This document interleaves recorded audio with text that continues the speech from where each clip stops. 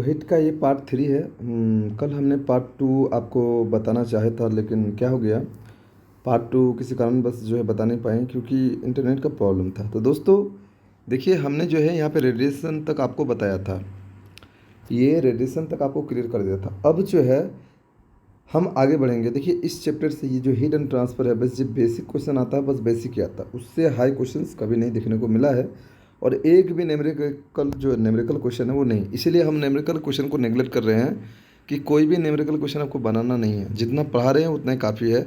Note में तो बहुत कुछ दिया हुआ, लेकिन आपको सब कुछ नहीं पढ़ना है, बस जो जो दिया हुआ वो। और जो स्पेशल चैप्टर पूछे जाते हैं ना, जो सबसे ज़्यादा स्पेशल चैप्टर पूछे जाते हैं, आप देखिएगा ऐप में मैंने स्पेशल एक सेक्शन ऐड किया है, उसका नाम है फिजिक्स रिवीजन करके। आप ये रिवीजन वाला जब स्टार्ट करेंगे, हम पहले तो इलेक्ट्रिसिटी ख़त्म होने दीजिए, उसके बाद ये रिवीजन वाला जो आपको 7-8 चैप्टर पढ़ाएंगे, एकदम टू द पॉइंट में एकदम वही सब क्वेश्चन आएगा, वो सब बताएंगे। तो ये सब आप बार बार करेंगे, हम छाड़ छाड़ के बताएंगे। अभी आपको ओवरऑल बता रहे हैं, देखिए पहले ध्यान से, सब कुछ आप लोग भी पढ़िए। तो हम लोग इतना दूर पढ़ चुके थे, ये जो गिलास वाला जो कहाना था ये वाला है ना। अब यहाँ पे जो ये बोले थे कि ये जो आपका पोर्शंस है, जैसे कि ये न्यूटन्स लॉ ऑफ कूलिंग का बेसिक जो था वो बेसिक था, आपको ये फॉर्मूला नहीं रटना है, कुछ भी नहीं करना है आपको। और यहाँ पे उसके बाद जो टॉपिक आता है थर्मोडायनेमिक्स, जो कि आपके सिलेबस में है नहीं। बस अगर पूछेगा भी क्वेश्चन तो बस दो जगह से पूछ सकता है कि थर्मोडायनेमिक्स में 3 नियम होता है, एक जीरोथ लॉ, एक का नाम है जीरोथ लॉ, ये देख सकते हैं जीरोथ लॉ, एक का नाम है फर्स्ट लॉ और एक का नाम है सेकंड लॉ। ये सब आप नहीं सुने होंगे, लेकिन आप लोग 12th पढ़े होंगे, या 12th में अगर आपका फिजिक्स था तो आप लोग सुने होंगे इसका नाम। तो बस आपको सीधी तौर पे याद रखना है कि ये जीरोथ लॉ जो होता है, ये जीरोथ लॉ टेम्परेचर पे आधारित है डायरेक्टली, और ये फर्स्ट लॉ एनर्जी कंजर्वेशन पर आधारित है, यानी ऊर्जा संरक्षण के नियम पर ये आधारित है। बस ये दो चीज़ आपको याद रखना है, और आपको कुछ याद ही नहीं रखना है, इतना कुछ, ये सब दूसरा के लिए। बस देखिए यहाँ पे लिखा हुआ है कि ऊष्मागतिकी का शून्यक नियम तापमान को परिभाषित करती है, यानी तापमान का यहाँ पे डिफिनेशन मिलता है। ये कहता क्या है, आप यहाँ पे पढ़ लोगे। अगर कोई वस्तु ए, अगर उसका ताप बी के संबंध में बराबर है और बी का सी के ताप में बराबर है, तो भैया ये ए और सी के ताप में भी बराबर होगा। जैसे कि मान लीजिए, ये मान लीजिए सीक्वेंस बनाते हैं, ये ए मानते हैं, ये बी मानते हैं, ये सी मानते हैं। अगर ए ताप बी के बराबर है और बी ताप सी के बराबर है, तो सी ए के भी बराबर है। लेकिन पढ़ना नहीं है, इसलिए हमको जानना नहीं है। बस ये एक पॉइंट, नीचे वाला पॉइंट आप अगर नोट कर पाओगे तो कर लेना ये पॉइंट, बाकी आपको नहीं करना है, ठीक है। चलो ये हो गया। अब फर्स्ट लॉ ऑफ थर्मोडायनेमिक्स क्या कहता है कि इस नियम के अनुसार, मान लीजिए आप जितना ऊर्जा खाते हैं, या आप जब खाना खाएं तो आपको ऊर्जा मिला, तो ऊर्जा जितना मिला फिर वो ऊर्जा लॉस हो जाता है, फिर आपको ऊर्जा मिलता है, फिर इस प्रोसेस जो है साइकिल चलते रहता है ना। तो यही जो प्रोसेस है, ये आप देख सकते हो इस प्रकार। लेकिन इसमें भी आपको क्वेश्चन नहीं पूछेगा, आपको डायरेक्टली इस जगह से पॉइंट आउट करके क्वेश्चन पूछेगा कि ऊष्मागतिकी का पहला नियम किस पे आधारित है, तो ऊर्जा संरक्षण सिद्धांत पर आधारित है, ठीक है। और ऊष्मागतिकी की पहले नियम से ऊष्मा की परिभाषा भी मिलती है। जिस प्रकार जीरोथ लॉ से हम लोग को क्या मिलता है जी, जीरोथ लॉ से टेम्परेचर की परिभाषा मिलती है, तो ये टेम्परेचर पर आधारित है, और ये ऊर्जा संरक्षण के नियम पर आधारित है, इसलिए इसमें ऊष्मा से इसका परिभाषित किया जाता है, ठीक है ना। क्योंकि ये एक फॉर्मूला होता है, ये देख सकते हैं, लेकिन इससे नहीं पूछता, ये भी आपको छोड़ना है। अब ये रहा कि ये वाला कि गतिकी का सेकंड लॉ, तो इससे क्वेश्चन तो पूछबे नहीं करेगा, इसको काट देते हैं, इसको भी नहीं। हाँ, यहाँ ग्लोबल वार्मिंग से क्वेश्चन देखा जा सकता है। अब आपको पता है कि जितना भी दिन बढ़ रहा है, दिन दिन बढ़ते जा रहा है, तो आपको गर्मी का ज़्यादा फील होता हुआ होगा। मतलब गर्मी देखिएगा, जो पहले लगता था धीरे धीरे गर्मी जो बढ़ते जा रहा है आज के डेट में, है ना, पहले की तुलना में, अगर पिछले सालों की तुलना में देखा जाए तो गर्मी धीरे धीरे कहीं ना कहीं थोड़ा थोड़ा बढ़ते जा रहा है, ठीक है। कुछ लोग तो ये बुड़बकरी करके बोलते हैं कि ये सूरज जो है धीरे धीरे नीचे आ रहा है, इसलिए गर्मी ज़्यादा लग रहा है, ऐसा कुछ भी नहीं है, ठीक है। तो आइए इसको समझते, देखिए ये सूरज है, ये सन है, और सन से आपको पता है बहुत सारी किरणें निकलती है। तो किरणें क्या निकलती है, एक जो दो किरणें फेमस है, ये अवरक्त किरणें एक निकलती है और एक परावैंगनिक किरणें। तो आपको पता है हमारे जो मान लीजिए अगर अर्थ है और ये आ रहा पृथ्वी तक, तो बहुत सारे लेयर से होकर गुजरना पड़ता है, जैसे कि क्षोभ मंडल, आयन मंडल, ओजन मंडल, समताप मंडल, ये सब तो देखिए ओजोन परत यानी जिसको समताप मंडल में पाया जाता है ओजोन परत, ओजोन लेयर कहाँ पे पाया जाता है? समताप मंडल पे। तो वहाँ पे क्या है, जो यहाँ पे पराबैंगनी किरण है ये तो रिटर्न बैक कर देता है, लेकिन अवरक्त किरणें जो है रिटर्न बैक नहीं हो पाती है और वो डायरेक्टली चले जाते हैं हमारी पृथ्वी की ओर। तो हमें हीटिंग इफेक्ट देखने को मिलता है और वहाँ पे वो जो किरणें हैं वापस मुड़ के जा नहीं पाती है। तो कार्बन डाइऑक्साइड की उपस्थिति के कारण और ज़्यादा हीटिंग इफेक्ट आ जाता है। इस वजह से इसी घटना को जो गर्मी गर्मी जो बढ़ रहा है आपका, गर्म जो हो रहा है आपका पृथ्वी, वो उसी को कहते हैं हम लोग ग्लोबल वार्मिंग। एक्चुअली ये मुख्य कारण है कार्बन डाइऑक्साइड के कारण इसका होता है। ठीक है, तो आइए देख लीजिए, ये कुछ पॉइंट हैं, ध्यान दे दीजिए, इतना ज़्यादा यहाँ से क्वेश्चन नहीं देखने को मिलता है। पृथ्वी पर तापमान का बहुत अधिक बढ़ना या धीरे धीरे बढ़ना ग्लोबल वार्मिंग कहता है। एक लाइन में लिख दी है, कोई दिक्कत नहीं है। ग्लोबल वार्मिंग जो होता है मुख्यतः वो CO2 गैस के कारण होती है। बस ये पॉइंट आपको पूछेगा कि ग्लोबल वार्मिंग मुख्य जो किसके कारण होता है, तो कार्बन डाइऑक्साइड गैस के कारण। ठीक है, कार्बन डाइऑक्साइड को हम लोग ड्राई आइस भी बोला जाता है ना, ये भी याद रख लीजिएगा। पृथ्वी पर सूर्य के चारों ओर छोड़ी गई अवरक्त किरणें को CO2 आने देती है, समझ रहे हैं? जो यहाँ से आ रहा देखिए, ये अवरक्त किरणें जो है, अगर CO2 हमारे यहाँ पे रिलीज ज़्यादा होगा, आप जानते हैं कि इसलिए बोलता है कि ज़्यादा कागज़ वागज जो है, कोयला वोयला जलाने से भी ये सब कार्बन डाइऑक्साइड का मात्रा ज़्यादा बनेगा, और कार्बन डाइऑक्साइड का मात्रा ज़्यादा बनेगा तो ऑब्वियसली कहीं ना अवरक्त किरणें को वो आने देता है, आने देने से वो हीटिंग इफेक्ट और बढ़ा देता है। इसीलिए दिन ब दिन जो है ये सब होते जाता है, क्योंकि आज लोग जो है पेड़ वगैरह सब कुछ काट दे रहे हैं, सबको जला वला नष्ट करके दे रहे हैं, तो ये सब हो रहा है इसी कारण से। ठीक है ना, बस और कुछ नहीं है। तो पृथ्वी पर सूर्य की छोड़ी गई जो अवरक्त किरणें हैं CO2 से आने देती है, लेकिन जाने नहीं देती। जो हमने बोला वो आ तो जाता है लेकिन चला नहीं जाता, जिसके कारण पृथ्वी का तापमान दिन ब दिन बढ़ते जा रहा है, एंड इसी कारण से गर्मी भी ज़्यादा बढ़ने जा रहा है। तो यही है ग्लोबल वार्मिंग। तो सूर्य से दो प्रकार की किरणें निकलती है, हमको बोले आपको अवरक्त किरणें और पराबैंगनी किरणें। ठीक है ना, तो देखिए पराबैंगनी किरणों को तो ओजोन परत जो है वो अवशोषित करके वापस भेज देता है, चलो भाई तुम चले जाओ, इसीलिए सुरक्षा है। क्योंकि ओजोन परत अगर आ गया तो पता है आपको शरीर में कैंसर वैंसर बहुत तरह का बीमारी आपको देखने को मिलेगा, लेकिन ओजोन परत जो कि समताप मंडल में है हमारी रक्षा करती है। ठीक है, अब यहाँ पे देखिए, आप पता है जो घर में आप फ्रिज या AC वगैरह जो यूज़ करते हो, अभी तो फ्रिज में शीतलक के रूप में तो एमोनिया वगैरह का यूज़ किया जा रहा है, बहुत अच्छी बात है। लेकिन AC वगैरह चलाने से वहाँ पे क्लोरोफ्लोरोकार्बन, या फिर जो बाइक्स चलाते थे पहले, उसमें जो टॉयल का जो धुआं निकलता है उसमें से भी जो है क्लोरोफ्लोरोकार्बन्स निकलते हैं, जो कि ओजोन लेयर को छेद करने में मदद करता है। और पता है ओजोन लेयर अगर छेद हो गया तो फिर अल्ट्रा वायलेट जो किरणें हैं, पराबैंगनी किरणें, वो पृथ्वी पर आ जाएगी, और पृथ्वी आ जाएगी तो भाई समझ रहे हो ना, गर्मी तो लगभग करेगी, साथ में आपको स्किन भी जलाने का बीमारी होगा, तरह तरह की स्किन बीमारी देखने को आपको मिलेगा। तो उतना आपको नहीं जानना है कि पराबैंगनी किरणों को ओजोन परत द्वारा अवशोषित कर लिया जाता है, मतलब वो वापस वहाँ से भेज देता है और रिटर्न बैक नहीं आता है। CFC के द्वारा ओजोन परत का नाश हो रहा है, समझ रहे हो? AC तथा रेफ्रिजरेटर से निकलती है सब CFC वगैरह, जो गाड़ी से निकलती है सब, तो ये ओजोन परत अगर नाश हो गई तो बहुत दिक्कत होगा। तो बस CFC जो क्या है, क्लोरोफ्लोरोकार्बन, इसको हम लोग बोलते हैं क्लोरोफ्लोरोकार्बन। अगर पूछ ले CFC का फुल फॉर्म, तो क्लोरोफ्लोरोकार्बन ये आपका ओजोन परत को मतलब ज़्यादा नष्ट करने में उत्तरदायी होता है। ठीक है, और ओजोन परत अगर नष्ट हो गया तो आपको पता है क्या हो गया। तो उतना नहीं जानना है यहाँ पर। ग्लोबल वार्मिंग का एक वर्ड था कि पृथ्वी ज़्यादा हीट हो रहा है या धीरे धीरे हीट हो रहा है दिन ब दिन, इसी को घटना को हम लोग कहेंगे ग्लोबल वार्मिंग। ठीक है, बस कुछ नहीं। अब यहाँ पे एक ब्लैक बॉडी करके आपको आता है, जो कि छोटा सा है टॉपिक, बस एक लाइन का, आप इस सब जानते हैं, ये सब आपको नहीं भी पढ़ा है तो आप खुद ही जानते होंगे, तो इस सबको आपको देख लीजिए एक बार। वैसा पिंड जो लगभग सारे उष्मा अवशोषित कर लेती है ना, जितने भी उष्मा हैं जिसको अवशोषित कर लेती है, तो वो कहलाती है कृष्ण पिंड, जिसको हम लोग ब्लैक बॉडी बोलते हैं।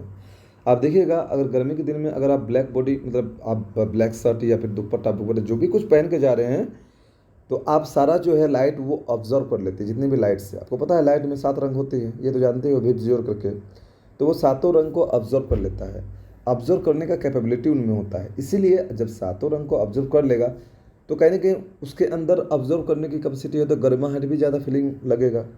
तो वही कारण है कि धूप के दिनों में जो सफ़ेद कपड़ा पहनना चाहिए, ना कि काले कपड़े, और ठंडे के दिन में काले कपड़े पहनना चाहिए, धूप के दिन में सफ़ेद कपड़े, है ना, ताकि गर्मी हीट महसूस ना हो। क्योंकि सफ़ेद जो कपड़ा होता है वो आपके धूप को रिफ्लेक्ट कर देता है, लेकिन ये काले कपड़े ऑब्जर्व कर लेता है, मतलब अवशोषित कर लेता है। तो यही है ब्लैक बॉडी और कुछ नहीं। यहाँ पे बोला है कि कागज लगभग 95% ऊर्जा विकिरण को अवशोषित कर लेता है। काजल काजल सॉरी काजल, आप देखे होंगे बच्चे लोग जब कभी होता है तो उसको टीका वीका लगाया जाता है काजल का। तो ये काजल अगर आँखों में लगाया जाए या फिर कहीं भी लगा, बोलता नज़र लग जा रहा, तो इसको लगाने से ये जितने भी रोशनी को ऊर्जा को अट्रैक्ट करता है, फीलिंग होता है गर्मी का ज़्यादा, ठीक है ना। तो यही है, काजल को जब आप गर्म भी करते होंगे तो देखिएगा तुरंत गर्म हो जाता है वो, ठीक है ना। या फिर मैं आपको एग्जांपल कैसे समझाऊँ, घर में कढ़ाई है, घर में एक कढ़ाई है, मान लो इस प्रकार कढ़ाई है। तो देखो आप लोग तो पूरा एकदम इसको एकदम साफ कर देते हो पीछे वाला, तो जब आप उसको गर्मी करेंगे तो थोड़ा सा टाइम लगता है गर्म होने में। लेकिन दुकानदार, कभी दुकान जाइएगा तो कहीं अगर चॉप सिंघाड़ा छानता है तो वो काला कढ़ाई लेता है और पेंदी में जो है वो क्या करता है, पेंदी में, पेंदी वो रगड़ता नहीं, वो काला होने देता है ताकि जब वो चूल्हा में चढ़ाए तो वो तुरंत हिट हो जाए, क्योंकि काला है और काला है, आग चढ़ाएगा तो जितना उसमें उष्मा निकल रहा तुरंत वो उसको अवशोषित कर लेगा, और अवशोषित कर लेगा तो कोई दिक्कत नहीं है, फिर तो समझ रहे ना, उसको तुरंत वो गर्म हो जाएगा, तिल बिल जो भी करेगा काम। तो यही कारण है जो होता है ब्लैक बोर्ड, ठीक है ना। अब कुछ और पॉइंट है, देख लीजिए।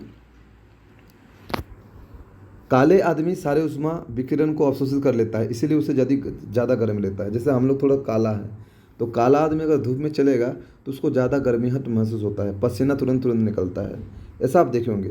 लेकिन गोरा आदमी धूप में भी चलेगा तो, समझ रहे हो ना, फिर उसको रिफ्लेक्ट बंद कर देगा, लेकिन उससे जो किरणें आती है ना, कुछ तो किरणें आती हैं जागरूक किरणें, तो कुछ तो हानिकारक कर दे, आपको स्किन को काला कर ही देता है। आप कितने भी गोरा हो और अगर डेली धूप में नंगा नंगा घूम रहे हो तो उसको काला कर ही देगा, है ना, ये नेचर है। तो यही कारण है, देखिएगा कितना गर्मी काले आदमी को लगता है और सफ़ेद आदमी को थोड़ा कम गर्मी लगता है ना, ये है। गर्मी के दिनों में सफ़ेद वस्त्र का उपयोग किया जाता है क्योंकि वो सारे उष्मा विकिरण को परावर्तित करता है, जिसके कारण गर्मी कम लगती है ना। तो ये था कुछ उदाहरण, और दो चार है उदाहरण, देखिए। ठंडे के दिनों में काले कपड़ा का उपयोग किया जाता है क्योंकि काला कपड़ा सारे उष्मा को विकिरण को अवशोषित कर लेता है, मतलब खींच लेता है, अपने अंदर घुसा लेता है और गर्मी प्रदान करता है, इसलिए ठंडे के दिन में काला और धूप के दिन में सफ़ेद पहनो, ठीक रहेगा। गर्मी के छाते, अब गर्मी के छाते जो होता है बरसात वाला नहीं, बरसात वाला तो सब कुछ होता है पता नहीं, है ना। और गर्मी के छाते, पटाखा फूट रहा है इधर, ठीक है ना, कोई दिक्कत नहीं है। तो जो गर्मी के छाते होते हैं, गर्मी के छाते ध्यान दीजिएगा, ये गर्मी के छाते ऊपर सफ़ेद होने चाहिए और नीचे काले के बनाए जाते हैं, तब ना गर्मी आपको नहीं लगेगा। नहीं तो ऊपर काला कर देगा तो सारा गर्मी खींच लेगा वही। अब आप ऊपर में ये लेके अगर रखोगे छाते तो गर्मी फील आपको होगा, मतलब, ठीक है। अब ये एक दो लाइन का पॉइंट है, देख लीजिए। कुछ है नहीं, ये सब से क्वेश्चन पूछ भी नहीं करता है, फिर भी जान लो कि इस नियम के अनुसार जो वस्तु उष्मा जितनी अच्छी अवशोषक होती है, समझ रहे हो ना, जैसे काले वस्तु जितनी भी अवशोषक अच्छा होगा वो वस्तु उतनी अच्छी उत्सर्जक भी होगा। बगल में शादी है इसीलिए पटाखा फूट रहा, धाएं धून धाएं धून धाएं धून करके दिमाग खराब हो रहा है। तो किचन श्लोक बोलता है कि इस नियम के अनुसार जो वस्तु उष्मा का जितनी अच्छी अवशोषक होगी वो वस्तु उतनी ही अच्छी उत्सर्जक भी होगी। मतलब जितना ज़्यादा ऊर्जा निकालेगी उतना ज़्यादा ऊर्जा निकाल भी देगी, जितना ज़्यादा ऊर्जा लेगी उतना ज़्यादा ऊर्जा निकाल भी देगी तुरंत, है ना। मतलब जितना ज़्यादा वो खींचेगी। जैसे काला वस्तु अगर तुरंत आप उसको चढ़ाओ तो तेल की कढ़ाई जो काला है तो वो तुरंत गर्म हो जाएगा, जब उतार दो तो वो जल्दी ही ठंडा हो जाएगी, यही है।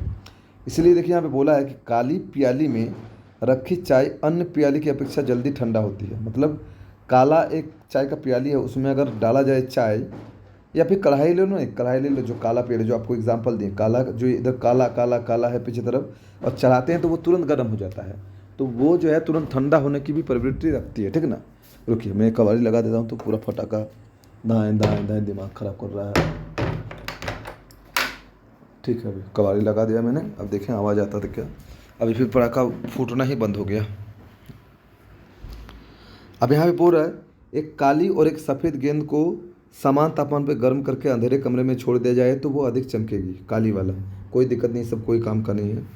अब ये उसमें प्रसार से हो सकता है ये दो क्वेश्चन आपको देखने को मिल जाए, तो आप थोड़ा इसको ध्यान दो, है ना। देखिए उसमें प्रसार, थर्मल एक्सपेंशन, बोलने का तात्पर्य क्या है, मैं एक 3D एनिमेशन बनाता हूँ, ठीक है ना। मान लीजिए रॉड है, ये सब सभी क्वेश्चन नहीं पूछा है। मान लीजिए गर्मियों के दिन में आपको ये एहसास होना चाहिए। देखिए आप लोग तो इंजीनियर नहीं हो, अभी नर्स बन रहे हो, तो नर्स की फील्ड में आपका ज़्यादा काम होगा, इसीलिए बायोलॉजी को थोड़ा सा आपको डिप कर पढ़ाएंगे। और फिजिक्स से बहुत आसान आसान क्वेश्चन पूछता है। ये सबसे क्वेश्चन आपको देखने को नहीं मिलेगा और ना ही आता है। सबसे बच एक दो अगर क्वेश्चन पूछ लेता है तो वो इसीलिए इसको बताना पड़ रहा है, क्योंकि अगर ये नहीं बताऊंगा ना तो आप बीच वाला नहीं समझ पाओगे। इस वजह से मुझे बताना पड़ रहा है, नहीं तो मैं इस सबको तो स्किप ही कर देता। लेकिन बताना इसलिए पड़ रहा है क्योंकि एक रिलेशन भी आएगा, वो रिलेशन पूछता है, लेकिन इतना आपको जानेंगे तब ना। तो देखिए मान लीजिए एक रॉड है इस प्रकार से, ठीक है ना। अगर ये बहुत दिनों से धूप में रखा रखा रखा है तो आप हमें बताइए, माने गर्मी का दिन है तो कहीं ना कहीं थोड़ा सा इसका लेंथ में, थोड़ा सा इसका एरिया में, या फिर थोड़ा इसका आयतन में वृद्धि होगा। आप बोलेंगे सर कैसे होगा सर। देखिए आप देख नहीं पाओगे। एकदम छोटा चीज़ को मान लीजिए आप 50 किलो गेहूँ लाएं और वहाँ पे अगर गेहूँ 50 किलो लाएं और 2 किलो गेहूँ मिला दें, 2 किलो चना मिला दें उसके साथ, तो आप समझ पाओगे। आप सोचोगे कि सर सब गेहूँ है, चना कहाँ गया पता ही नहीं चला, मिला दोगे तो इसी प्रकार ये एक रड है। और रड अगर रखा हुआ बहुत दिन से गर्मी हो रहा है तो छोटा छोटा इलोंगेशन इसमें होता है।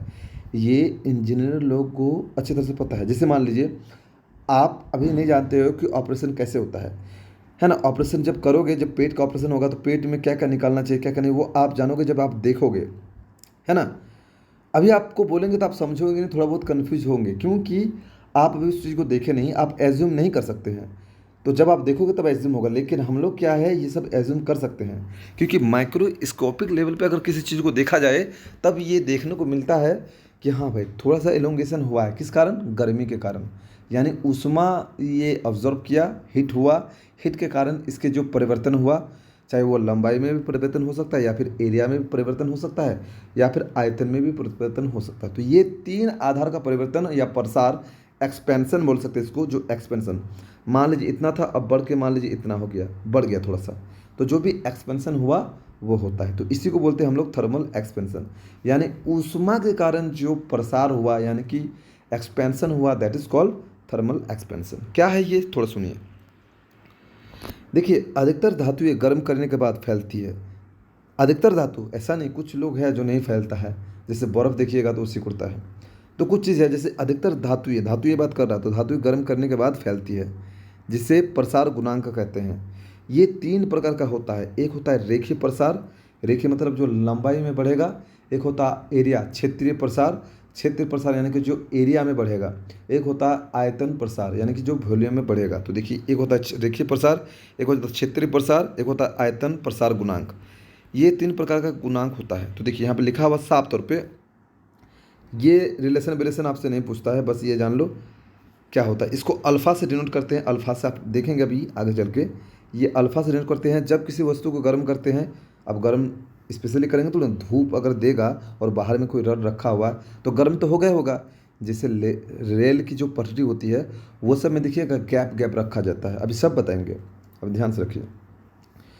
जब किसी वस्तु को गर्म करते हैं तो उसकी लंबाई में अगर परिवर्तन होता है तो उसे रेखीय प्रसार गुणांक कहते हैं, है ना। याद दिखा था सर, मतलब लंबाई में जो प्रसार होगा, एक्सपेंशन, और इसको अल्फा से डिनोट करते हैं। ये फॉर्मूला आपसे नहीं पूछेगा, क्वेश्चन आपको नहीं बनाना पड़ेगा, कोई नहीं क्वेश्चन इससे पूछता है न्यूमेरिकल। ये वाला देखिए क्षेत्रीय प्रसार गुणांक, यानी कि क्षेत्रीय प्रसार गुणांक, क्षेत्र यानी कि देखिए साफ साफ लिखा भी हुआ है, जब किसी वस्तु को गर्म करते हैं तो उसके क्षेत्रफल में परिवर्तन होता है, इसी को क्षेत्रफल में परिवर्तन, क्षेत्रीय प्रसार गुणांक। कोई दिक्कत नहीं। तो ये फॉर्मूला आपको नहीं करना है, करना रहता तो बता देते हैं हम, इसको बीटा से डिनोट करते हैं, ठीक है ना। चलो नेक्स्ट देखो, आयतन प्रसार गुणांक। कहीं ना कहीं वही होगा, वॉल्यूम हो जाएगा। तो जब किसी वस्तु को गर्म करते हैं या गर्म होता है तो आयतन में परिवर्तन होता है, तो यही आयतन प्रसार होता है। ये नहीं करना है, ठीक है ना। अब ये हम लोग जान लिए तीनों की, अल्फ़ा, बीटा और गामा। तो यहाँ से क्वेश्चन पूछता है कि अल्फ़ा बीटा गामा का रिलेशन क्या होता है। तो देखो भाई लोग, यहाँ पे अल्फ़ा बीटा का रिलेशन क्या होता है, ये वाला, कि अल्फ़ा और बीटा और गामा का रिलेशन 1:2:3 होता है। और इसका यूनिट क्या होता है, पर केल्विन होता है। अल्फ़ा बीटा गामा का अगर यूनिट बोला जाए तो अल्फ़ा का मतलब क्या, तो रेखीय प्रसार, बीटा का मतलब क्या, अभी आपको बताएं क्षेत्रीय प्रसार, और गामा का मतलब क्या, आयतन प्रसार गुणांक। ये सब गुणांक है। और इसका जो आपको यूनिट पूछा जाएगा, कोई भी प्रसार हो, एक्सपेंशन हो, कोफिशिएंट हो, तो क्या पूछा जाएगा उसका, पर केल्विन, यानी कि 1/K होता है, ऊपर करेंगे तो पर केल्विन हो जाएगा, ठीक है ना। तो ये अल्फा बीटा का ये चीज़, ये बस आपको याद करने के लिए इतना झंझट झमेला हमको बताना पड़ेगा, ठीक है ना। वाकई आपको कुछ नहीं करना पड़ेगा बस। अब इस आधार पर कुछ एग्जाम्पल्स हैं, ये एग्जाम्पल्स आपसे क्वेश्चन में पूछता है। आइए देखते हैं कि एग्जाम्पल्स क्या क्या पूछता है और क्या क्या मत जानते हैं थोड़ा सा, है ना। देखिए दैनिक लाइफ में जो होता है, देखिए अगर किसी चकती में कई छेद हो तो चकती को गर्म करने पर छेद का आकार बढ़ जाता है। मान लीजिए एक चकती है और एक बीच में छेद कर दिया, तो छेद करने पे देखिए इधर लंबाई बढ़ेगा, इधर भी बढ़ेगा, इधर भी बढ़ेगा और इधर भी बढ़ेगा, तो ये चकती भी बढ़ते जाएगा, है ना। चकती का भी साइज बढ़ जाएगा, ये जो होल है होल का साइज बढ़ जाएगा। आप बोलेंगे सर ये आगे की ओर भी बढ़ेगा, तो देखो इधर बहुत बड़ा है और इधर छोटा है। अगर इस केस में देखा जाए तो मान लो इधर 20 बढ़ रहा है तो इधर बढ़ेगा 2, तो 2 और 20 तो 20 ही ज़्यादा खींचेगा ना, तो इसलिए यहाँ पे प्रसार होता है, ठीक है ना। ये सब कॉन्सेप्ट है, हालांकि ये सब पूछता नहीं है, ये तो पूछेगा नहीं। अब देखिए इलेक्ट्रिकल आयरन आप देखे होंगे, यहाँ पे ऑटो कोट प्रसार गुणांक पर आधारित है। आप देखेंगे वो ज़्यादा गर्म हो जा रहा है तो अपने आप जो है वो क्या होता है, ऑटो कट हो जाता है, मतलब ज़्यादा गर्मी हो जाएगा, वो हीटिंग इफेक्ट ज़्यादा हो जाएगा आयरन का, तो वो इलेक्ट्रिसिटी का जो है मतलब लेगा, वो कनेक्शन छोड़ देगा। और जब ठंडा हो जाएगा तो वो इसी कॉन्सेप्ट है, मतलब क्या होता है जब वो गर्म होता है तो वो रॉड जो है फैलता जाता है और फैलने के बाद वो चिपक जाता है, तो वो मतलब एक शॉर्ट सर्किट किया जाता है, वो दोनों पे अलग हो जाता है, अलग हो जाता है, तब करंट सप्लाई बंद हो जाता है। और जब ये ठंडा हो जाता है फिर चिपक जाता है, और चिपकने के बाद ठंडा होने के बाद वो चिपक के फिर करंट लेने लगता है, फिर वो आयरन गर्म होने लगता है, ठीक है ना। इस प्रकार इसी आधार पे है ना उदाहरण है इसका। ये देखिए इंपॉर्टेंट है, पटरियों मैंने जो रेलगाड़ी है, पटरियों के बीच खाली स्थान रखा जाता है। देखिएगा यहाँ पे इस प्रकार, फिर यहाँ पे इस प्रकार ये खाली स्थान रखा जाता है। क्यों? क्योंकि जब ये लंबाई में बढ़ेगा, जब गर्म होगा, धूप तो है ये है और ये सब ऐसे बिछा हुआ है, इस सब को ढक के नहीं रख सकता, ट्रेन कभी भी आ रही कभी भी जा रही है, और ट्रेन आता है तो ट्रेन और इसके बीच फ्रिक्शन होता है तो भी गर्म होता है, तो प्रसार तो होगा ही होगा, तो गर्मी में प्रसार होगा तो लंबाई में प्रसार होता है, तो दोनों चिपके ना, इस वजह से ये दिया जाता है, ठीक है ना, खाली स्थान।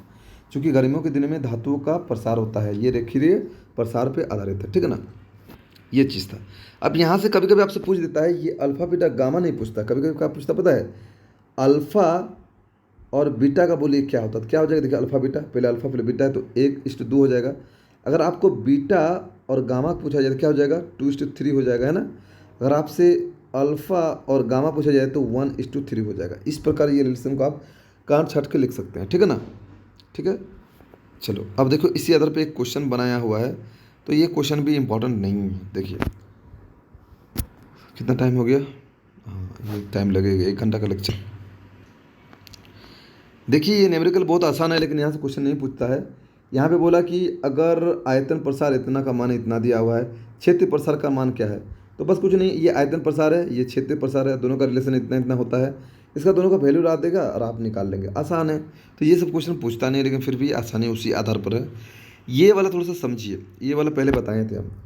कुछ ऐसे पदार्थ होते हैं जिन्हें गर्म करने पर आयतन बढ़ता है, ये जनरली ये सामान्य है वस्तु, जैसे घी, नारियल का तेल, धातु की प्लेट, मोमबत्ती, ये सब को जब आप गलाएंगे तो इसका आयतन में वृद्धि होगा, है ना।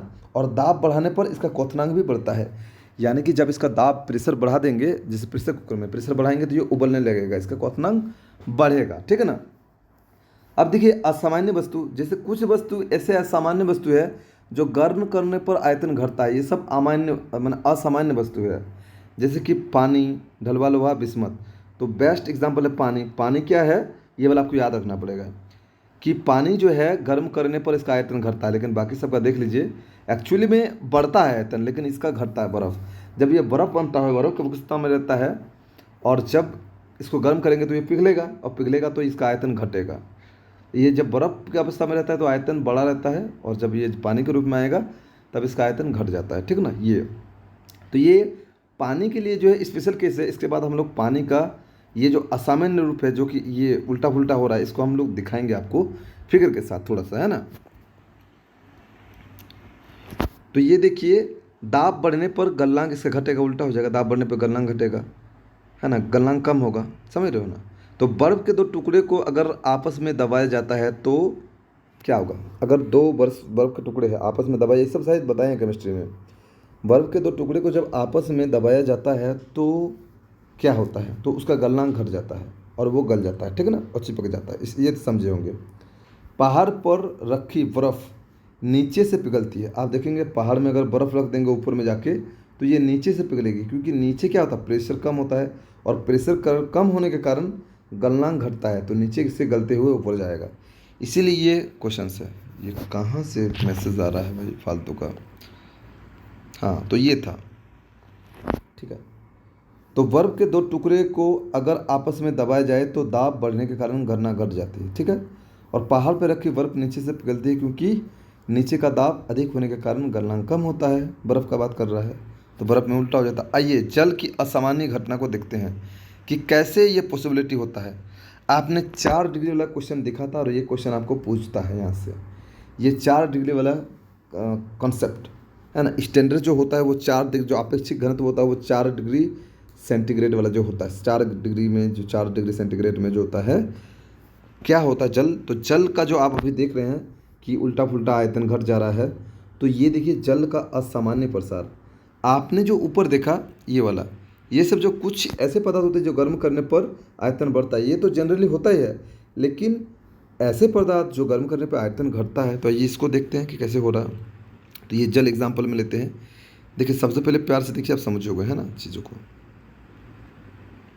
देखिए जल का असामान्य प्रसार, अब इसको थोड़ा सा जूम करेंगे तभी हम समझेंगे। देखिए हमने 2 ग्राफ लिया है, ये सब आप समझिए, ये सब को कुछ है नहीं, ये सब देखिए 2 ग्राफ लिए, एक ग्राफ इस प्रकार खींचा है। अब इधर तापमान और इधर लिया आयतन लिया, ठीक है ना। इधर तापमान है आयतन, और एक ग्राफ इस प्रकार बनाया है। ये देखिए ये रहा ग्राफ। अब देखिए ये पानी अवस्था है। अब ये 0 डिग्री है, मान लीजिए 0 डिग्री। अब 0 डिग्री से इधर का अवस्था तो बर्फ़ ही होगा ना जी। तो 0 डिग्री से अगर उधर की अवस्था देखें इधर, तो इधर बर्फ़ ही होगा, इधर पानी होगा। ये 4 डिग्री से 100 डिग्री जाएगा तब ना उबलेगा, तो अभी तो 4 डिग्री में है।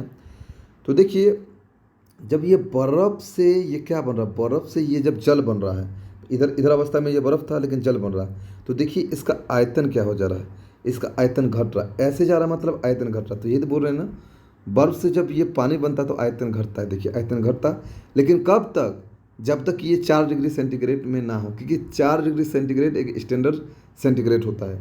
तो ये 4 डिग्री जो होता है इसका एक नॉर्मल पॉइंट होता है।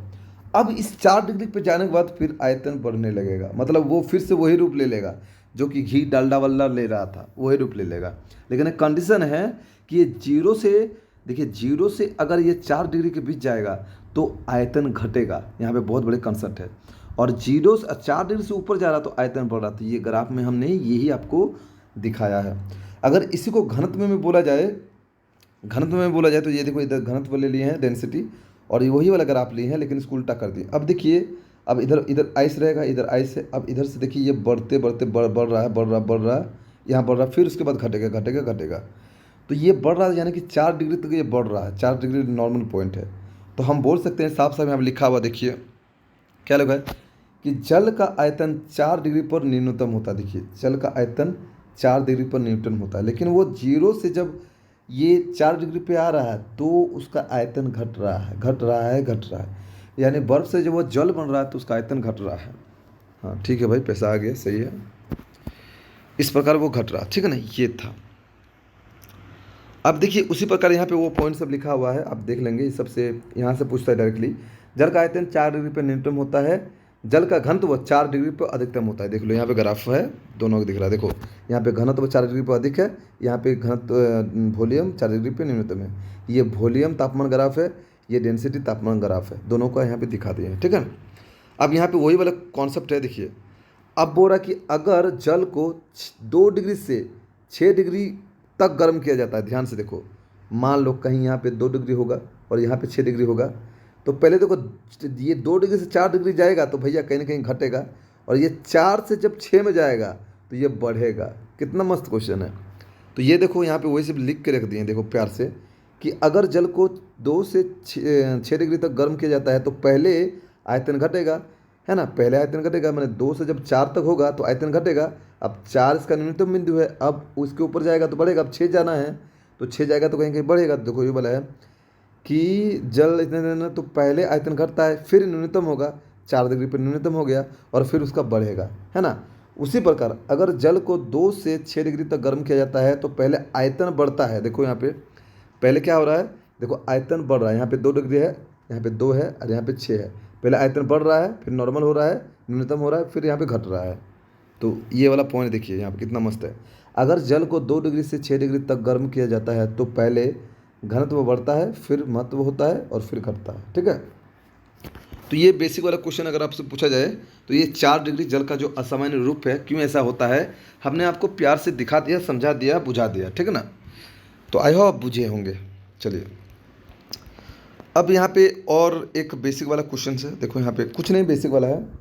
बर्फ़ के पिघलने के बाद आयतन क्या होता है, घटता है। बर्फ़ के पिघलने के बाद जस्ट बर्फ़ पिघला तो 0 डिग्री में आया, अब 0 डिग्री से वो बढ़ते जाएगा तो उसका आयतन पहले घटेगा और घटने के बाद फिर वो जब 4 डिग्री आ जाएगा फिर बढ़ेगा। दूसरा पॉइंट, अगर किसी गिलास में पानी है, देखिए अगर किसी गिलास में पानी है और बर्फ़ का टुकड़ा डाल दिया जाता है, मतलब बर्फ़ का पूरा डाला हुआ ही है, तो बर्फ़ पिघलने के बाद गिलास में पानी का आयतन में कोई परिवर्तन नहीं होगा। मान लीजिए एक गिलास है, ये गिलास है और यहाँ पे बर्फ़ का टुकड़ा तैर रहा है। ठीक है ना, अब देखिए ये पहले इतना छेक लिया है, अब जब ये पिघल जाएगा ना तो ये इतना फिर इसी जगह में आके मैच हो जाएगा, तो इसका पानी का स्तर जो है वही रहता है। एक क्वेश्चन पूछता है कि पानी का स्तर बदलेगा या नहीं बदलेगा, तो पानी का स्तर बिल्कुल नहीं बदलता है। ठीक है ना, पानी का स्तर नहीं बदलता है, तो ये वाला बात है, ये वाला याद रख लीजिए। ये दूसरा पॉइंट याद रख लीजिएगा, ये पहला पॉइंट भी याद रख लीजिएगा। दूसरा पॉइंट ये नोट में लिख दिया हूँ कि बर्फ़ के पिघलने के बाद आयतन घटता है। अगर किसी गिलास में पानी में उस बर्फ़ का टुकड़ा डाल दिया जाता है तो बर्फ़ के पिघलने के बाद गिलास में पानी के आयतन में कोई परिवर्तन नहीं होगा। अब पानी का घनत्व पूछा है तो 1000 क्या होता है, केजी पर मीटर क्यूब होता है, और बर्फ़ का घनत्व अगर पूछे तो 900 केजी पर मीटर क्यूब होता है। यहाँ तक ये सब आप कर लीजिएगा। ठीक है ना, बस कुछ नहीं है, इससे भी याद हो जाएगा। अब देखिए यहाँ पे क्वेश्चन पूछता है कि जब बर्फ़ का टुकड़ा तैरता है पानी में तो कितना भाग टूटता है, तो देखिए 1/10 यानी 1/10 ऊपर रहता है और 9/10 अंदर घुसा रहता है, 9/10। तो ये पूछता है। ठीक है ना, और जब बर्फ़ गल जाएगा तो पानी के घोले में कोई भी परिवर्तन नहीं रहेगा। ठीक है ना, ये वाला याद कर लीजिएगा। तो नीचे 9/10 रहता है और ऊपर 1/10, दोनों को मिलाइएगा तो कितना हो जाएगा, 1 हो जाएगा। ठीक है ना, तो इस प्रकार जो है आप देख लेंगे। इसलिए पानी का स्तर देखिए बदलेगा नहीं, क्योंकि अगर अरे यार ये क्या हो गया, व्हाट हैपेंस, वेट इसलिए देखिएगा कि 1/10 प्लस ये 9/10 को जोड़िएगा तो देखिए 10 और ये 10 कहने करके 1 हो जाएगा, तो पानी का लेवल 1, मतलब कोई दिक्कत नहीं, पानी यहाँ पे कुछ नहीं होगा, जो लेवल था वही लेवल पर रहेगा। तो ऊपर कितना, जब बर्फ़ के ऊपर तैरता है पानी के ऊपर जब बर्फ़ तैरता है तो 1/10 भाग तैरता है, मैंने 1 भाग तैरता है और 9/10 भाग पानी के अंदर डूबा रहता है। ठीक है, ये बड़ा। अब ये सब कुछ इंपॉर्टेंट पॉइंट है, पढ़ लीजिएगा आप लोग, है ना, मैं भी पढ़ देता हूँ एक बार।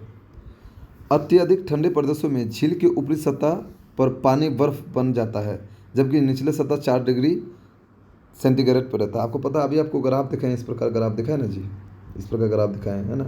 अब 4 डिग्री में नॉर्मल रहता है, 4 डिग्री में वो तो लिक्विड ही रहेगा ना, बर्फ़ तो थोड़ा ना बन जाएगा 4 डिग्री में। ठीक है ना, क्योंकि न्यूनतम बिंदु 4 डिग्री होता है। तो यहाँ पे बोल रहा है कि अत्यधिक ठंडे प्रदेशों में, जहाँ पे ठंडा होता है जैसे जम्मू कश्मीर, झील के ऊपरी सतह में, झील जो होता है जैसे झील वहाँ पे अगर है तो झील के ऊपरी सतह में आप देखेंगे बर्फ़ जम जाएगा और नीचे पानी पानी रहेगा, इसलिए जीव जंतु उसमें रह पाते हैं। तो बोलेंगे कि कोई झील है उसके ऊपर जो है बर्फ़ जमा हुआ, तो नीचे जीव कैसे जिंदा रखते हैं, तो क्योंकि पानी का टेम्परेचर 4 डिग्री रहता है, इस वजह से पानी अगर 4 डिग्री में है तो वो तो पानी बन कर रहेगा, लिक्विड है, तो लिक्विड है तो वो रह सकता है जीव जंतु, कोई दिक्कत नहीं है। अत्यधिक ठंडे प्रदेशों में पानी के पाइप फट जाते हैं, क्योंकि जब पानी बर्फ़ बनता है तो उसका आयतन बढ़ जाता है। अब देखिए यहाँ पे अभी हमने बोला कि इधर गया जी फिगर, वह इधर है ना, हमने आपको बोला ना कि आप इधर जाओगे तो आयतन, जैसे बर्फ़ बनेगा, पानी से अगर बर्फ़ बन रहा है, पानी से अगर बन रहा है तो आयतन बढ़ रहा है। देखो आयतन बढ़ रहा है, ग्राफ में दिख रहा है। अगर पानी से बर्फ़ बन रहा है तो आयतन बढ़ रहा है, लेकिन अगर बर्फ़ से पानी बन रहा है तो आयतन घट रहा है ना। तो इसीलिए यहाँ पे साफ तौर पे लिख दिए हैं कि भैया अत्यधिक ठंडे प्रदेशों में ना, ये वाला नहीं है, अत्यधिक ठंडे प्रदेशों में जहाँ पानी बर्फ़ बन जाता है वहाँ कभी कभी पानी के पाइप फट जाते हैं। ठीक है ना, ये वाला, अच्छा ये वाला भी बताएं। ठीक है, हाँ चलिए।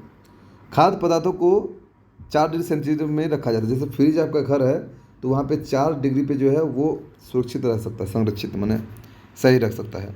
अब ये वाला क्वेश्चन है कि देखिए गंधक से हो सकता है कि खाद्य पदार्थ जो है वो ऑक्सीकरण के कारण नष्ट हो जाता है। अब रेनसीड जो आपको है आगे पढ़ाएंगे, जब हम पढ़ाएंगे तब आप देखेंगे। ठीक है ना, वो एसिड बेस सॉल्ट में पढ़ाएंगे। तो ऑक्सीजन के साथ रिएक्शन करके वो खाना वाना जो है खाद्य पदार्थ उसको नष्ट कर देता है। इसीलिए ऑक्सीजन के रिएक्शन में नहीं, इसको कहीं सेफ्टी प्लेस में रखा जाता है जहाँ पे वो खाद्य पदार्थ सेफ्टी रहे, ठीक है ना। जो 4 डिग्री सेंटीग्रेड पे रखिएगा तो ठीक रहेगा, ठीक है।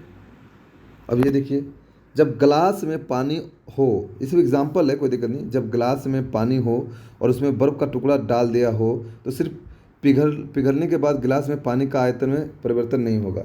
ये तो हमने बताया आपको, ठीक है। 2-3 बार लिख दिया हूँ जाके, ताकि आप जो है बार बार पढ़ के चीज़ों को क्लियर कर सकें, ठीक है ना। ये वाला पॉइंट आपकी इंपॉर्टेंट है, नहीं जान लो। अगर किसी कमरे में रेफ्रिजरेटर का दरवाज़ा खोल दिया जाए तो कमरे का तापमान बढ़ जाता है, याद कर लीजिएगा, ये वाला इंपॉर्टेंट है। देखिए, आप घर में फ्रिज रखो हो तो फ्रिज सोचोगे कि फ्रिज तो ठंडा है, और उसका कबाड़ी अगर खोल के रख दोगे और सोचोगे घर ठंडा हो जाएगा, ना ना ना, उसका गर्म हो जाएगा। इसके पीछे कारण क्या है, आपको कारण नहीं जानना है। कारण जानोगे तो बहुत बड़ा लंबा चीज़ बन जाएगा, तो उतना कारण वारण नहीं जाना है। रेफ्रिजरेटर जो आपका घर में फ्रिज वगैरह है, रेफ्रिजरेटर है, वो मैंने जो कूलिंग करता है वो, देखिए ये आपका NH3 यानी अमोनिया वाला याद रखिएगा, ये आपको याद नहीं रखना, बस अमोनिया, ठीक है ना। रेफ्रिजरेटर में कूलेंट जो होता है, कूलेंट वो अमोनिया होता है, यानी पृथक के रूप में जो है अमोनिया का उपयोग में लाया जाता है, ठीक है। अगर किसी कमरे में रेफ्रिजरेटर का दरवाज़ा खोल दिया जाए तो कमरा गर्म हो जाएगा, ठीक है ना, ठंडा नहीं होगा, ठीक है। ठीक, ये मिश्रण का ताप आपके सिलेबस में नहीं है, इसलिए हमको पढ़ना भी नहीं है। आप बोलेंगे सर नोट में क्यों दे दिए हैं, नोट में लिखा गया दूसरा का है नोट, मतलब दूसरा का बोले तो पॉलिटेक्निक वाले को पढ़ाना पड़ता है, इसीलिए तो आपको नहीं पढ़ना, ठीक है ना। ये कोई भी नेम रख ले, इस चैप्टर से आपको नहीं पूछेगा, ठीक है ना। ये सब कुछ नहीं है, यहाँ तक काटिए, मैं आपको बता दे रहा हूँ कहाँ कहाँ तो जाना है। हीट इंजन से भी क्वेश्चन आपको नहीं पूछता है, चलो काटो हीट इंजन, और यहाँ से आप देखते हैं, यहाँ से भी आपको क्वेश्चन नहीं। हाँ, यहाँ विशिष्ट ऊष्मा थोड़ा सा पढ़ लो इसको, ये विशिष्ट ऊष्मा पढ़ लो थोड़ा सा, और क्या है, और लेटेंट हीट क्या है जान लो, उसके बाद खत्म है चैप्टर। थोड़ा सा है, हम बता दे रहे हैं, विशिष्ट ऊष्मा क्या है जान लो थोड़ा सा, ये वाला देखो क्या है। अभी जो इतना दूर ऊष्मा के बारे में बता रहे हैं, ऊष्मा का एक फॉर्मूला होता है, आप जानते नहीं हो तो जान लो। कहीं कहीं जिससे जहाँ पे लिखता है ये कोई दिक्कत नहीं। ऊष्मा ये क्यू से डिनोट करते हैं, अमाउंट ऑफ हीट इतना होता है, ये एम होता है, सी होता है, सी या एस भी कभी लिखते हैं, हम एस भी लिख देते हैं, एस और थीटा होता है, ये एक फॉर्मूला होता है। ये थीटा क्या है, या कभी कभी कहाँ पे क्या लिखते हैं पता है, क्यू इक्वल लिखता है एम सी डेल टी, कभी कभी ये डेल टी को थीटा लिखता है, ये सी को एस लिख देता है। जब लिखेंगे तो क्यू बराबर हम क्या लिखेंगे, एम एस थीटा, ये लिखेंगे। कुछ भी आप लिख सकते हैं, हम बोले ना हाथी घोड़ा पाल की जो मानेंगे आप मानिए। तो इसका सभी नाम नहीं बदलता है, इसका जो नाम रहेगा, इसका जो नाम रहेगा, इसका नाम। ये टेम्परेचर डिफरेंस से आपको पता है, जो ऊष्मा हम पढ़ रहे हैं, ये टेम्परेचर डिफरेंस के कारण ही जो ऊष्मा का जो हम एहसास कर पाते कि कौन ठंडा है कौन गर्मी है, कहीं ठंडक महसूस होता है, कहीं गर्मी महसूस होता है। तो तापमान के अंतर के कारण जो है हमें ऊष्मा का परिभाषा मिलता है, ठीक है ना। तो आइए देखते हैं ये चीज़ को। एक लाइन का डेफिनेशन पूछता है कि ऊष्माधारिता क्या है। देखिए, आपको मैं एक चीज़ पहले समझा रहा हूँ, आप ये चीज़ समझे नहीं तो आप नहीं समझ पाएंगे इसको। हालांकि आपको ये पढ़ना भी नहीं है, लेकिन हम बता दें एक लाइन में। ये आप देखो, इस प्रकार एक वस्तु लिए, यहाँ पे एक प्रकार, ये आइस है, फिर ये आइस है, यहाँ पे ऊष्मा दी है इसके पीछे ना। मान लो ये -30 डिग्री था और ये अभी जो है -2 डिग्री में है, तो -2 डिग्री में भी तो ये आइस ही रहेगा, और ये -30 डिग्री में भी आइस ही था। तो इसमें हम लोग हीट दिए, तो ये आइस था तो आइस में रहा। क्या आइस से पानी हुआ, यानी बर्फ़ से पानी हुआ? नहीं ना। तो बर्फ़ जब पानी नहीं हुआ तो इसका अवस्था क्या था, आइस था यानी सॉलिड था, तो फिर भी अवस्था क्या है, आइस सॉलिड ही है। माने सॉलिड अवस्था था फिर सॉलिड ही है, माने ठोस अवस्था था फिर ठोसी अवस्था है। तो अवस्था में कोई परिवर्तन हुआ क्या? नहीं ना। तो अवस्था में परिवर्तन नहीं होता है तो उसको देखिए, आप डेफिनेशन समझिए, इतना जानेंगे अवस्था परिवर्तन वाला। एकांक द्रव्यमान के ताप को 1 सेंटीग्रेड बढ़ाने में जितना ऊष्मा आप देते हो, जब अवस्था अपरिवर्तित रहे, माने अवस्था परिवर्तन ना हो। अगर पानी है तो पानी रहेगा, आइस है तो ऐसे रहेगा, गैस है तो गैस ही रहेगा। ऐसा नहीं गैस है पानी बन जा रहा, पानी है गैस बन जा रहा है, बर्फ़ है पानी बन जा रहा है, ऐसा कुछ नहीं होना चाहिए। अवस्था बिल्कुल, तो उसको कहेंगे हम लोग विशिष्ट ऊष्माधारिता। और इसको हम लोग बोलेंगे, देखिए 0 डिग्री द्रव्यमान की वस्तु को थीटा डिग्री सेंटीग्रेड बढ़ाने के लिए आवश्यक ऊष्मा, ये देखिए Q = ms थीटा। यहाँ पे सारा का मतलब हम S मतलब विशिष्ट ऊष्माधारिता होता है। और जब इसको इधर निकलेंगे तो ये हो सकता है आपका पूछ ले यहाँ से ऐसा यूनिट पूछ ले, लेकिन आप बेसिक तो जानेंगे तब ना।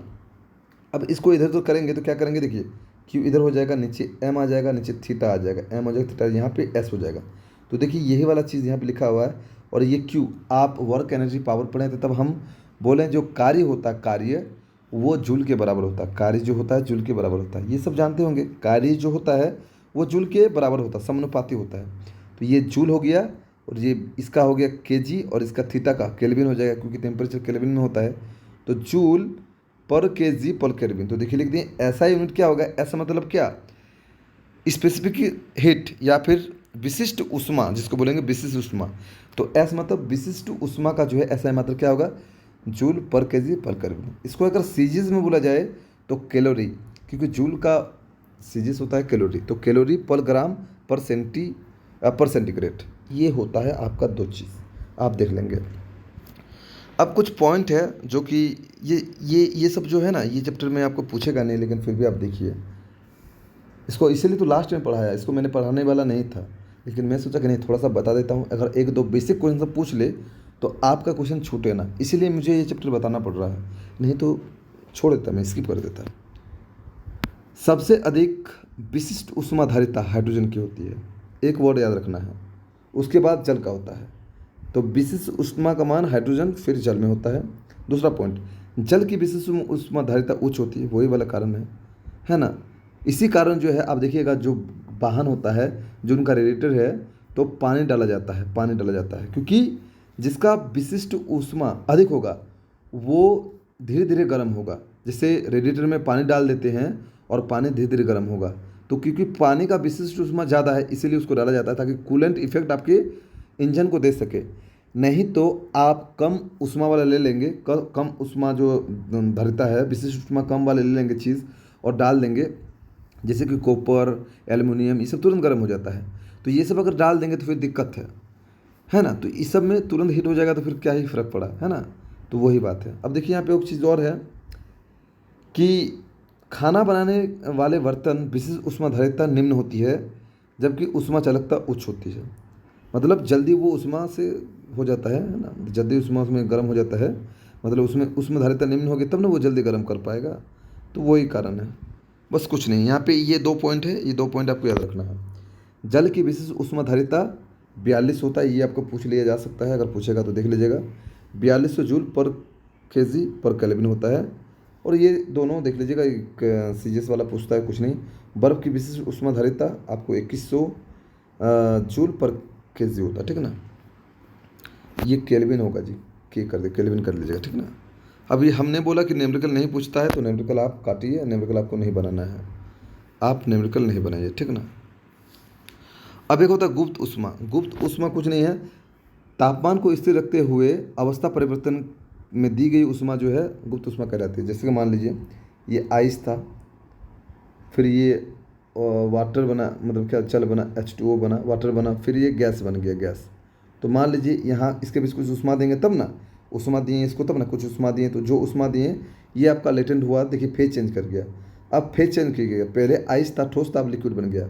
अब यहाँ पे फिर दिए ऊष्मा, तो फिर ये बन गया। तो ये इसी को कहते हैं गुप्त ऊष्मा, जो फेज चेंज करा दे, जो अवस्था चेंज करा दे, जो अवस्था परिवर्तन करा दे, उसी को बोलते हैं गुप्त ऊष्मा। बस एक लाइन में याद करना है। और गुप्त ऊष्मा का फॉर्मूला क्या होता है, ml। ml क्या है, ये लेटेंट हीट होता है, बस और कुछ नहीं, है ना।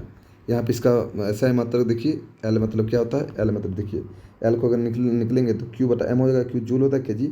तो लेटेंट हीट जो बोलते हैं, लेटेंट हीट, इसीलिए इसको L से नोट करते हैं, लेटेंट हीट या फिर गुप्त ऊष्मा जूल पर kg होता है, ठीक ना। बस ये चीज़ याद रखना है। ये देखिए ये वाला पॉइंट यहाँ पे बताया गया। देखिए यहाँ पे ऊष्मा दे रहा है, तो देखिए यहाँ पे फॉर्मूला क्यों लिख रहे हैं, यहाँ से ये बर्फ़ है तो बर्फ़ ही है, यहाँ पे फेज नहीं चेंज हो रहा है, इसलिए MS/Q थीटा।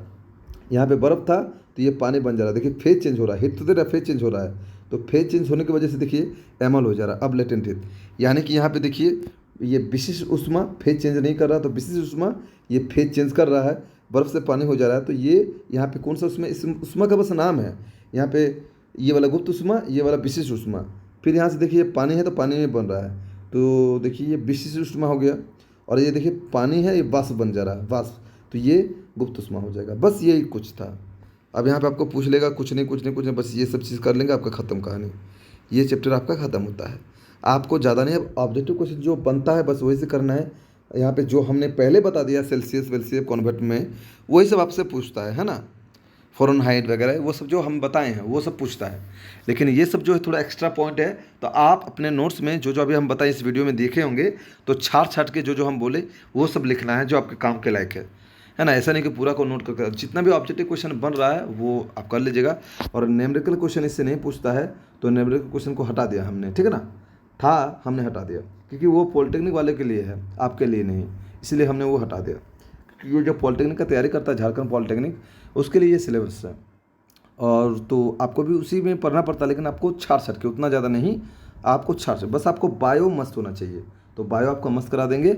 और इसके बाद अब जो हम ऑब्जेक्टिव क्वेश्चन आप लगाइए, जो भी क्वेश्चन है सारा क्वेश्चन बन जाएगा, आंसर दिया हुआ है, सारा ऑब्जेक्टिव क्वेश्चन बन जाएगा। जो भी ऑब्जेक्टिव क्वेश्चन दिया हुआ आप एक बार उसको ध्यानपूर्वक देख लीजिएगा, है ना, सारा क्वेश्चन बन जाएगा, आपको बस कुछ नहीं करना, सारा क्वेश्चन बन जाएगा, आप करके देखोगे हो जाएगा आपका, ठीक ना।